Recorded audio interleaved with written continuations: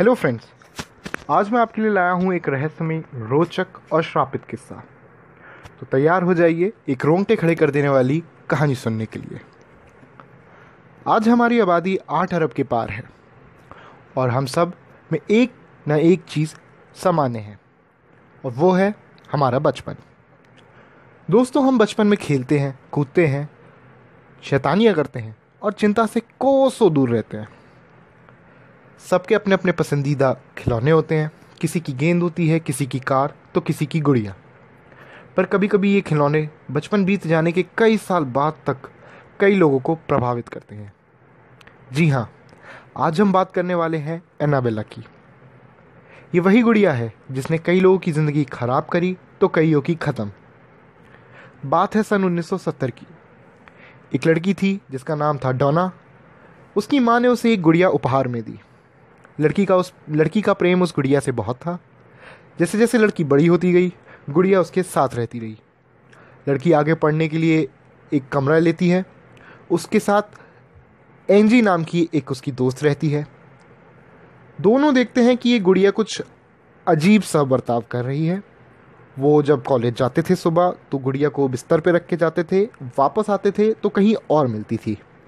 गुड़िया के लक्षण कुछ ठीक नहीं लगे उन दोनों को। दोनों ने डिसाइड किया कि हम एक पैरानॉर्मल एक्सपर्ट को बुलाएंगे। दोनों ने बुलाया और पैरानॉर्मल एक्सपर्ट ने एक रिपोर्ट तैयार करी। रिपोर्ट में उसने कहा कि ये गुड़िया आम गुड़िया नहीं है, इसमें 7 साल की बच्ची की प्रेत बसती है। पर यह प्रेत तुम्हारे साथ रहना चाहती है, खुश है, सेफ महसूस करती है। ये किसी को हानि नहीं पहुंचाएगी। डोना नर्सिंग करती थी तो उसके अंदर एक दया भाव हमेशा बना रहता था। उसने फैसला लिया कि ये हमारे साथ ही रहेगी। समय बीतता गया। गुड़िया इधर उधर अपने काम करती रही, शैतानी काम।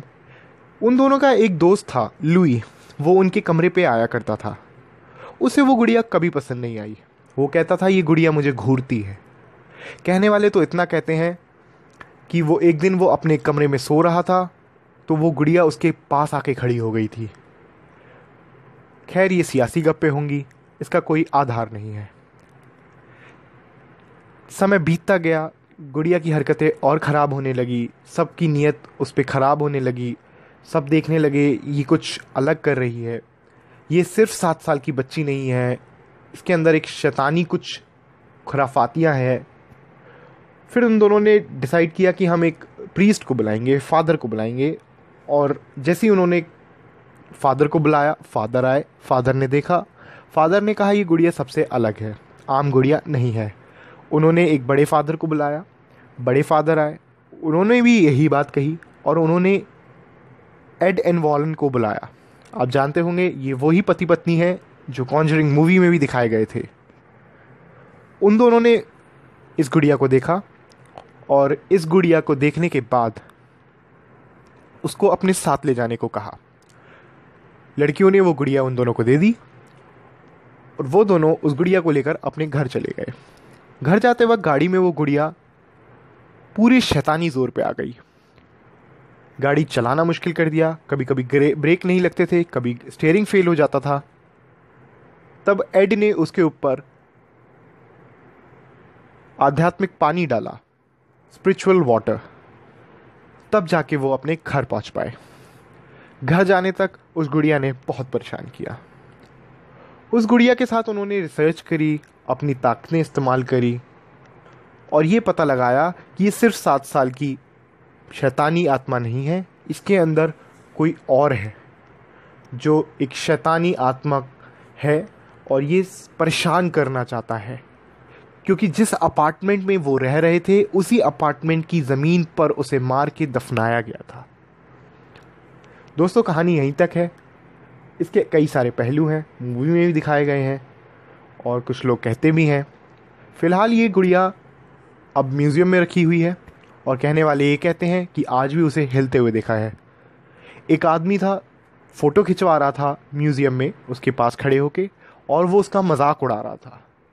कहते हैं जब वो घर जा रहा था अपने दोस्त के साथ तो उसका एक्सीडेंट हो गया और दोस्त तो बच गया पर वो लड़का मर गया। दोस्तों आप जब भी इंटरनेट पे एनाबेला के बारे में लिखेंगे तो दो गुड़िया बन के आएंगी। जो सबसे डरावनी होगी वो डायरेक्टर ने बनाई है ताकि मूवी में वो डरावनी दिखे, पर असलियत में ये आम गुड़िया जैसी ही है।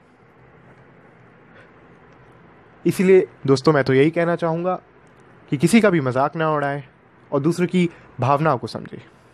धन्यवाद।